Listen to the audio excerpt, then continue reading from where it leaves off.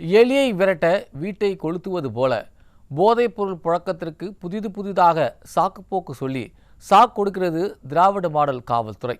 விளம்பர பிரியர்கள் கொடுத்திருக்கும் புதிய வியாக்கியானம் குறித்து இந்த செய்தி தொகுப்பில் பார்க்கலாம்.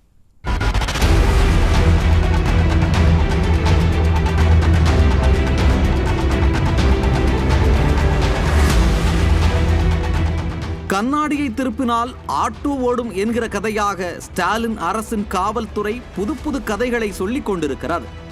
கிரிண்டர் என்ற மொபைல் செயலி மூலம் தமிழகத்தில் போதைப்பொருள் விநியோகம் நடப்பதாகவும் அதனால் அதை உடனடியாக தடை செய்ய வேண்டும் எனவும் அரசுக்கு கடிதம் எழுதியிருக்கிறது காவல்துறை.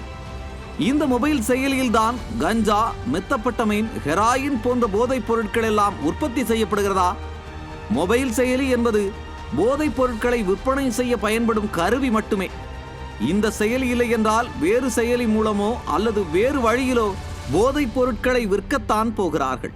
போதைப் பொருள் புழக்கத்தை தடுக்க வேண்டும் என்றால் முதலில் தமிழகத்திற்குள் ஊடுருவும் போதைப் பொருட்களை தடுக்க வேண்டும்.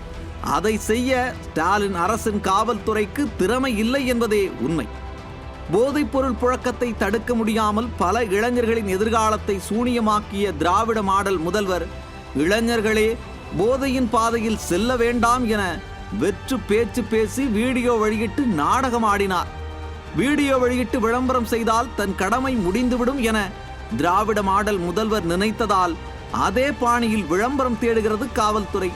செயலிதான் போதைப்பொருள் புழக்கத்திற்கு காரணம் என ஒரே போடாக போட்டு மக்களை ஏமாற்ற நினைக்கிறது ஸ்டாலின் அரசின் காவல்துறை.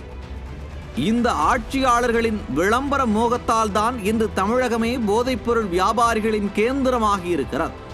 அதை மறைக்கத்தான் இப்படி சாக்குப்போக்கு சொல்கிறார்கள். சாக்குப்போக்கு சொல்பவர்களை வீட்டுக்கு அனுப்பி நல்ல நிர்வாகிகளை கோட்டைக்கு அனுப்பும் காலம் வெகு தொலைவில் இல்லை என்கிறார்கள் பொதுமக்கள்.